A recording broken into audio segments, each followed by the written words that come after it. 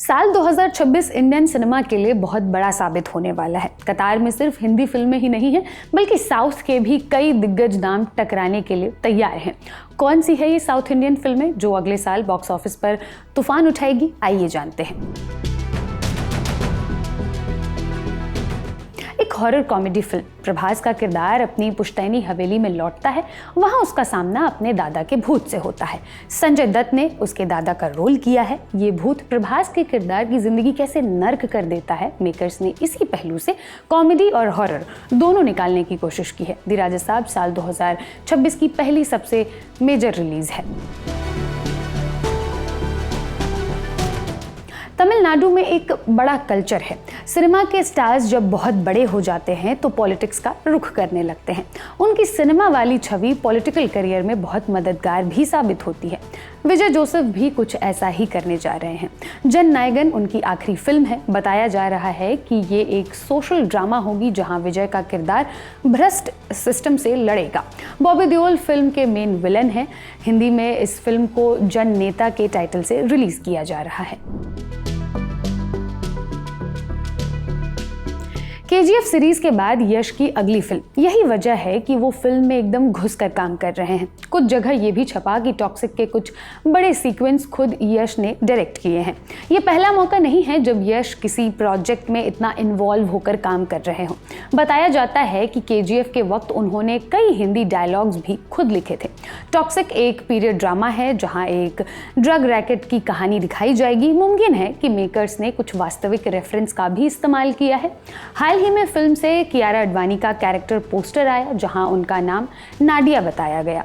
बता दें कि नाडिया बीते ज़माने की एक नामी स्टंट आर्टिस्ट थी, जो हो सकता है कि कियारा का किरदार उन पर आधारित हो, मगर अभी मेकर्स ने कुछ भी साफ नहीं किया है।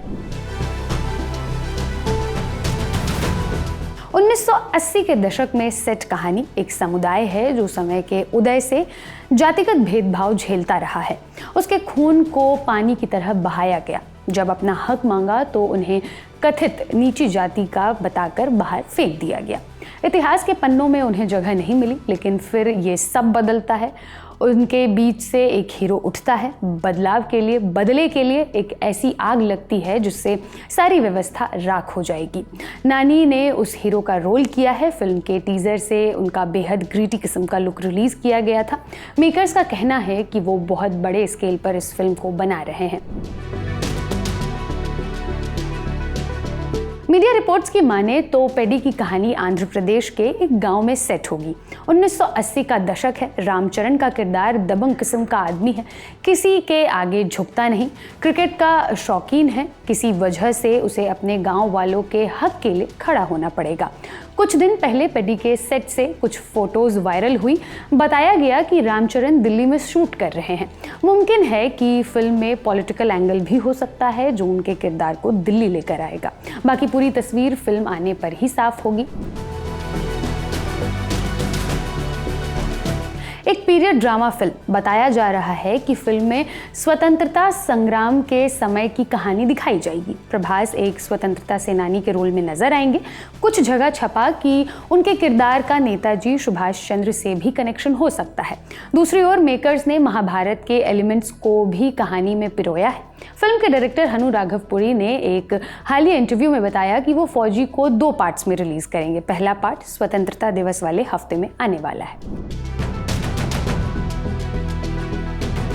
साल 2026 में आई हनुमान से प्रशांत वर्मा सिनेमैटिक यूनिवर्स की नींव पड़ी। अब इस यूनिवर्स की अगली किश्त यानी जय हनुमान आने वाली है। पहले कहा जा रहा था कि यह हनुमान की प्रीक्वल होगी, मगर ऐसा नहीं होने वाला है। जय हनुमान की कहानी आज के समय में ही घटेगी। दिखाया जाएगा कि कैसे हनुमान जी ने भगवान राम को एक वचन दिया था कि वो अज्ञातवास में रहेंगे, लेकिन अब कलयुग का प्रकोप बढ़ने लगता है। हनुमान जी उससे लड़ने के लिए अपने अज्ञातवास से बाहर आते हैं। ऋषभ शेट्टी हनुमान के रोल में नजर आएंगे। पिंकविला को दिए एक इंटरव्यू में उन्होंने स्क्रिप्ट की जमकर तारीफ की। बताया कि वो इसे जल्द ही शुरू करने के लिए उत्साहित हैं। मीडिया रिपोर्ट्स की माने तो जनवरी 2026 में जय हनुमान फ्लोर पर चली जाएगी। रेडिट और सोशल मीडिया प्लेटफॉर्म पर जेलर 2 की कहानी को लेकर अलग अलग थ्योरीज चल रही है। एक थ्योरी के अनुसार रजनीकांत के किरदार की पत्नी और बेटी उसके खिलाफ हो जाती है क्योंकि उसने अपने बेटे की हत्या कर दी। यहाँ से फिल्म को एक इमोशनल ड्रामा की शक्ल दी जाएगी। वहीं सेकेंड हाफ में मेन विलन सामने आएगा। फिल्म के इस हिस्से में मास एक्शन सीक्वेंसेस के लिए स्कोप है। उसके अलावा इस पार्ट में बहुत से कैमियोज भी होने वाले हैं। ये तमाम जानकारी मेरे साथी यमन ने जुटाई है। मैं हूं कनिष्का, आप देख रहे हैं लल्लन टॉप सिनेमा। शुक्रिया। यहाँ कबूतर एक पंख से उड़ता है और दूसरे से अपनी इज्जत बचाता है।